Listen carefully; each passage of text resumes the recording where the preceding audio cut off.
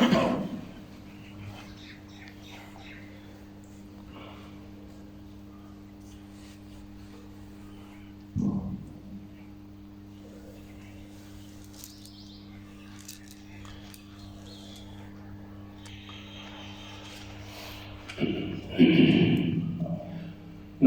ونصلي ونسلم على رسوله الكريم اما بعد فاعوذ بالله من الشیطان الرجیم بسم اللہ الرحمن الرحیم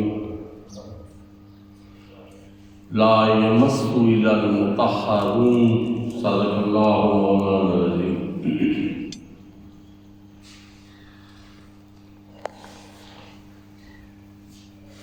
طہارت کا بیان ہے آج۔ روزمرہ کے مسائل میں سے کچھ مسائل ہیں۔ کل اوکاڑا صاحبال شریف سے ایک بچے نے 4 سوال پوچھے، وضو کے بارے تھے، غسل کے بارے میں تھے۔ تو آج جو بیان ہے اسی پہ ہے، اور یہ اس کو بھی انشاءاللہ پہنچ جائے گا۔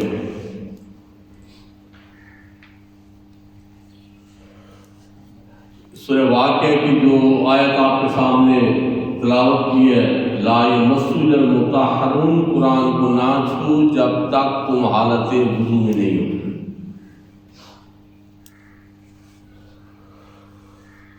مطلب کیا ہوا کہ قرآن مجید کو اس وقت تک بندہ نہیں چھو سکتا جب تک وہ پاک نہ ہو، وضو کیا ہو نہ، اس وقت تک قرآن کو نہیں چھو سکتا، اگر چھوئے گا تو گناہ ہوگا۔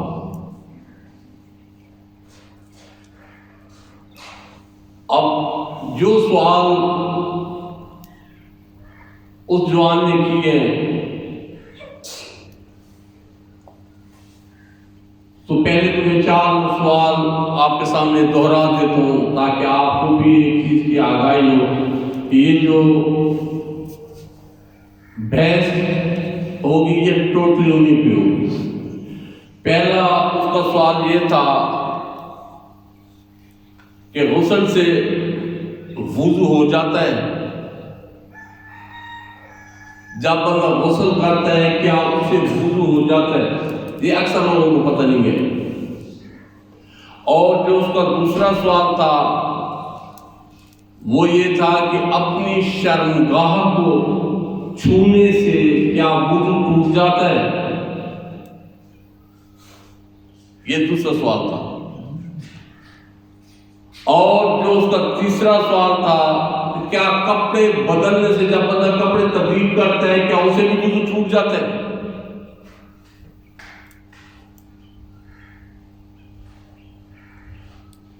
اور یہ جو چوتھا سوال تھا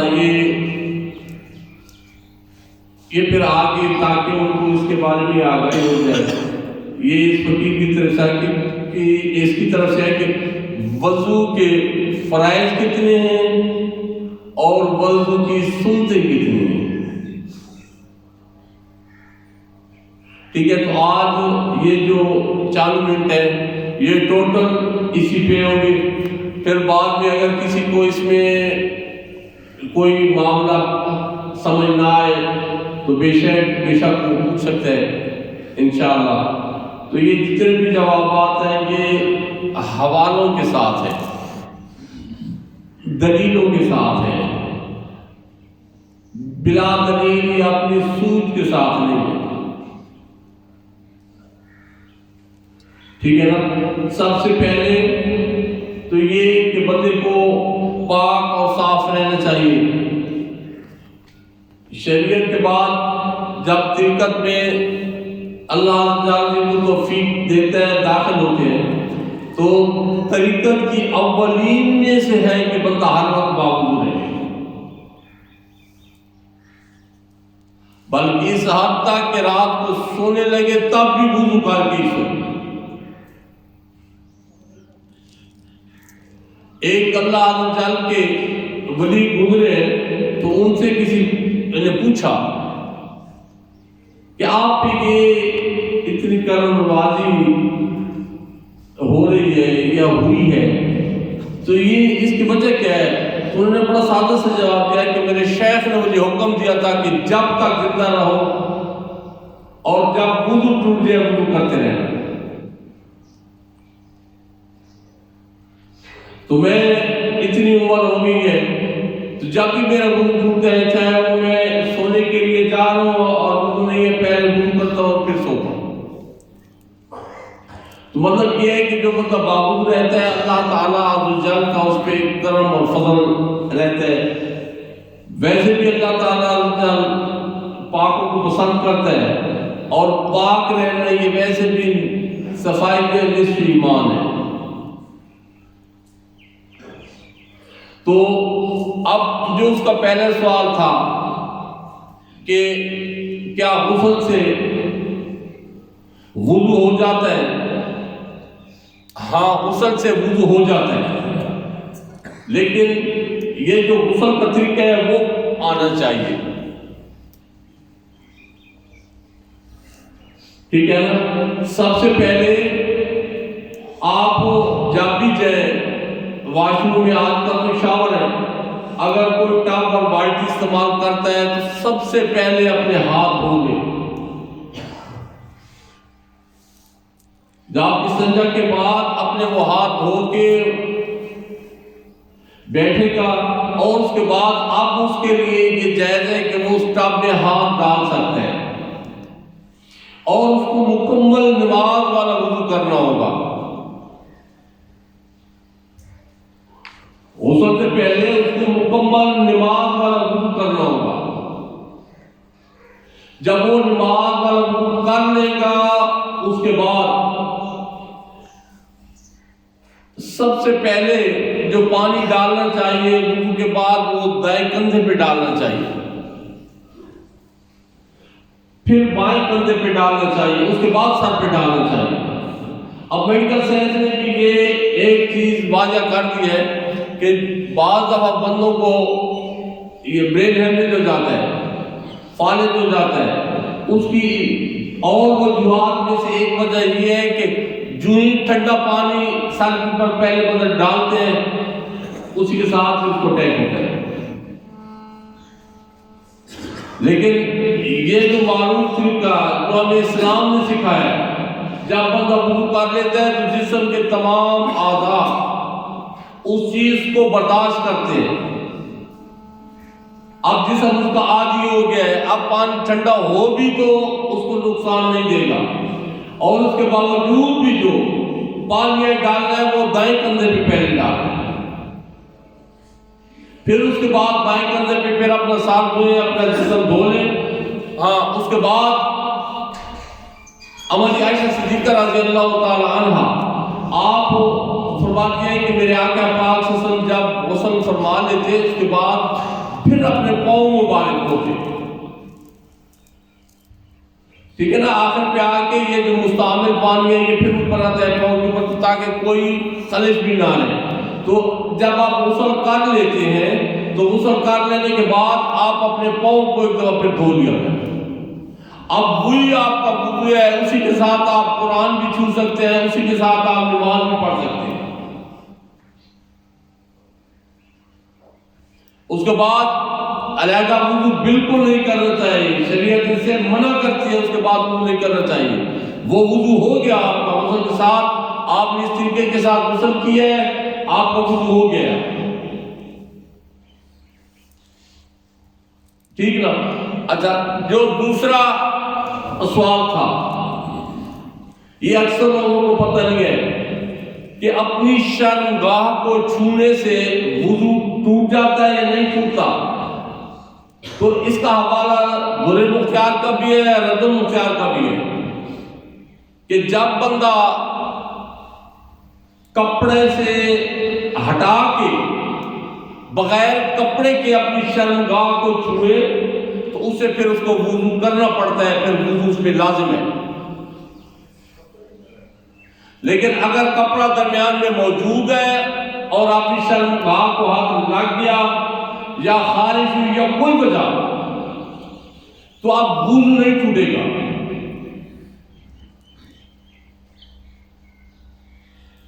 بات سمجھ گیا نا کہ بغیر کپڑے کے درمیان میں کوئی ہنڈرنس نہ ہو، درمیان میں کوئی چیز نہ ہو، جسم کو ڈائریکٹ ہاتھ لگ رہا ہے تو اس سے وضو ٹوٹ جاتا ہے، اسے وضو ٹوٹ جائے گا، آپ کو دوبارہ وضو کرنا پڑے گا۔ لیکن اگر آپ کے کپڑے موجود ہیں اور کپڑوں کے اوپر سے کسی عمل مجبوری کی وجہ سے آپ کو ہاتھ لگانا پڑ گیا تو اسے وضو نہیں ٹوٹا، ٹھیک ہے نا؟ تو یہ مسئلہ واضح ہو گیا۔ اور جو تیسرا تھا کہ کیا کپڑے جب بندہ تبدیل کرتا ہے تو اسے وضو ٹوٹ جاتا ہے، تو اسے وضو نہیں ٹوٹتا، لیکن ایک چیز کا خیال رکھنا چاہیے کہ کپڑے آپ نے تنہائی میں چینج کرنے ہوں گے۔ ایسا نہیں ہے کہ آپ لوگوں میں کھڑے ہیں اور اس طرح اپنی شلوار اتار دی اور اس طرح آپ نے پہننے شروع کر دیا، یہ طریقہ نہیں ہے۔ جب بھی آپ کی ستر ننگی ہو جائے گی، وضو آپ پہ پھر لازم ہو جائے گا۔ تو جب بھی تنہائی میں آپ کپڑے تبدیل کر رہے ہیں تو اب آپ پہ وضو نہیں ہے، وضو آپ کا ہے تو آپ کا کوئی وضو ٹھیک ہے، آپ کو دوبارہ وضو کرنے کی ضرورت نہیں ہے۔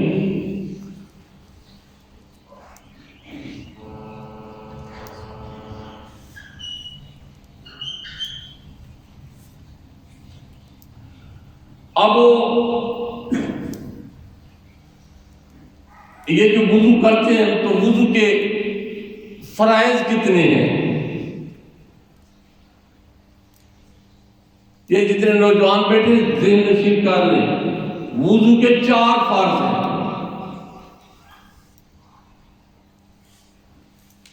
ٹھیک ہے نا؟ 4 فرض ہیں۔ اپنے ہاتھوں کو یہاں تک یہ دھونا یہ فرض ہے، دونوں ہاتھوں کو۔ اپنے منہ کو دھونا، اور منہ کو دھونا مطلب یہ جہاں سے یہ بال شروع ہوتے ہیں اور یہ جو ٹھوڑی ہے اس کے نیچے تک، یہ اور کانوں کی لو تک، یہ سارا منہ کا حصہ ہے، تو یہ دھونا یہ بھی فرض ہے۔ چوتھائی سر کا مسح کرنا یہ بھی فرض ہے۔ چوتھائی سر کا، بعض لوگ صرف پیچھے سے ہاتھ ڈال کے نہیں، آپ نے ہاتھوں کو لوٹایا کریں۔ چوتھائی سر کا یہ جو مسح ہے، یہ چوتھائی سر کا مسح یہ فرض ہے۔ اور اپنے پاؤں کو ٹخنوں تک دھونا یہ چوتھا فرض ہے۔ یہ 4 فرض ہیں۔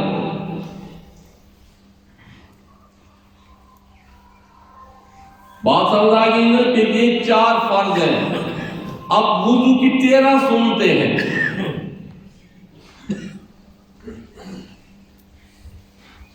سنتے 13 ہیں، فرض 4 ہیں۔ وضو کے فرض 4 ہیں اور وضو کی 13 سنتے ہیں۔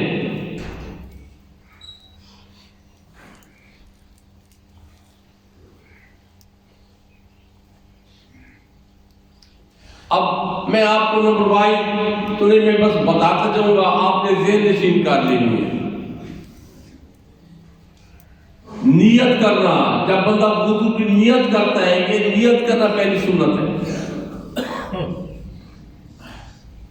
یہ مسواک کرنا یہ بھی سنت ہے،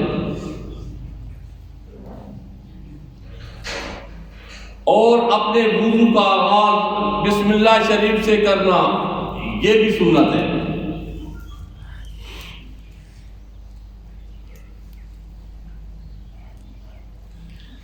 یہ ہاتھ کو جو 3 بار دھونا ہوتا ہے یہ بھی سنت مبارکہ ہے۔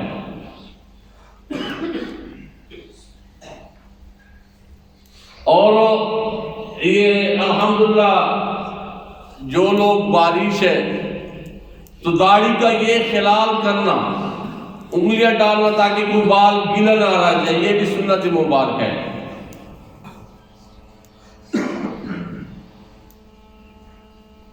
یہ جو ہاتھ اور پاؤں کے درمیانی حصہ ہے، ان میں بھی انگلیاں ڈالنی چاہیے، اور خصوصی طور پہ پاؤں میں۔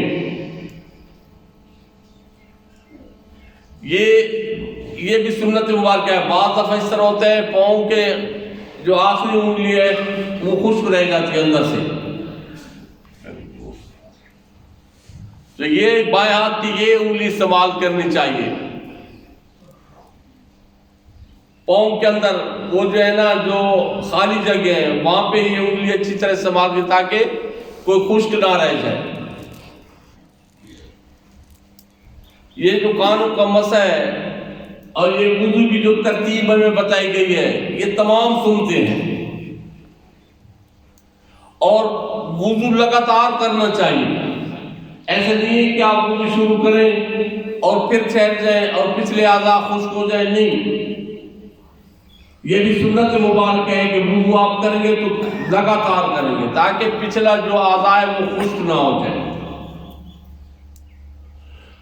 تو یہ 4 ہو گئے فرض اور 13 ہو گئی سنتیں۔ پھر اسی طرح آگے تیمم کا بھی حکم ہے کہ اللہ تعالیٰ نے جن کو یہ رخصت دی ہے، جو بیمار ہے یا کسی تکلیف میں، اور پانی ان کے لیے ان کی جو بیماری ہے اس کو بڑھانے کا موجب بن جائے، تو اس کے لیے پھر یہ رخصت ہے کہ وہ تیمم کرے۔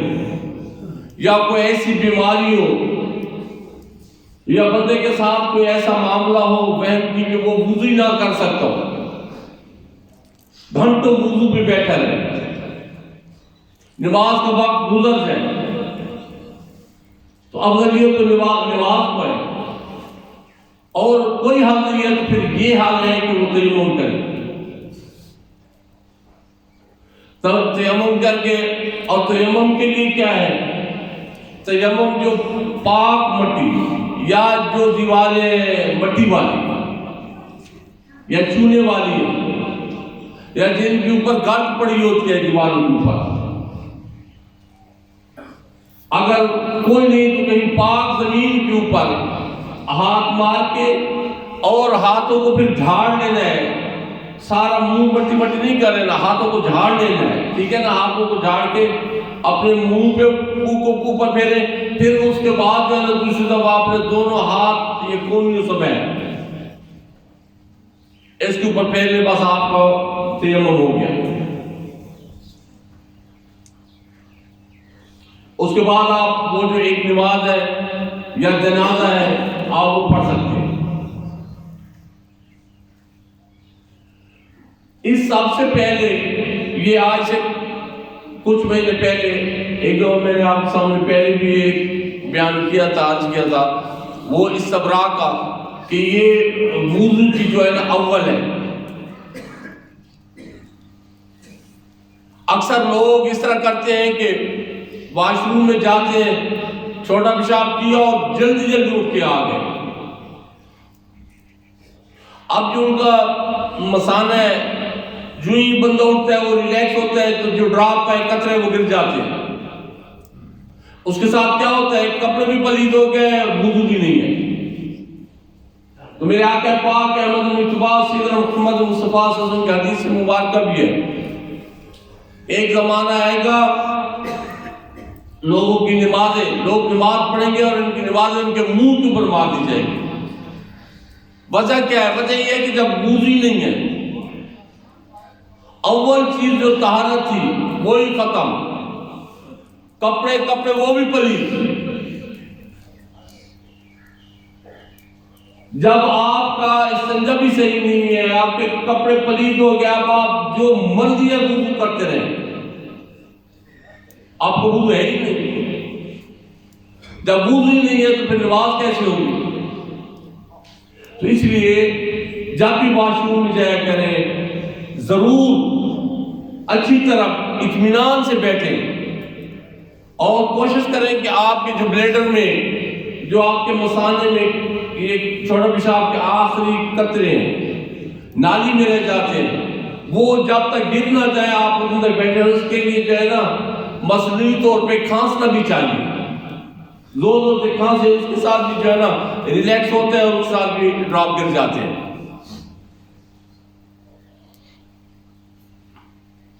تو اس لیے اپنے وضو کا یہ بھی خیال کریں، اول چیز جو ہے نا یہی پاکی ہے، جب بندہ اچھی طرح استنجا اچھی طرح کر کے اس کے بعد وضو کرتا ہے، پھر اپنی نماز میں کھڑا ہو جاتا ہے تو قبول میرے رب نے فرمانی ہے۔ جب بندہ اپنی حجت پوری کر لیتا ہے تو وہ بہت ارحم الراحمین ہے، وہ غفور الرحیم ہے، وہ قبول کر لے گا۔ جو ہماری طرف سے ہے کہ پاک اور صاف ہو کے آنا چاہیے، وہ اپنی حجت پوری کرنی چاہیے۔ جن چیزوں کا پتہ نہیں تھا، جب نہیں تھا تو نہیں تھا، اب جب پتہ چل گیا اس کے بعد جب ایسے کریں گے تو اب آپ کو وہ گناہ بہت زیادہ ہوگا۔ کیونکہ ہے نا کہ ایک عالم کو سزا جہل کی نسبت زیادہ ملے گی، اس کو علم تھا، اس نے عمل نہیں کیا۔ تو اب ایک چیز کا آپ کو علم ہو گیا ہے، اب اس پہ آپ پورا عمل کریں گے، تب ہی آپ کی نماز ہوگی، تب بھی یہ ہماری دعائیں قبول ہوگی۔ تو اللہ تعالیٰ دین متین سیکھنے کی، سمجھنے کی اور اس پہ عمل کی توفیق عطا فرمائے۔ اللہ تعالیٰ ہم سب پہ رحم فرمائے۔ وما علینا الا البلاغ المبین۔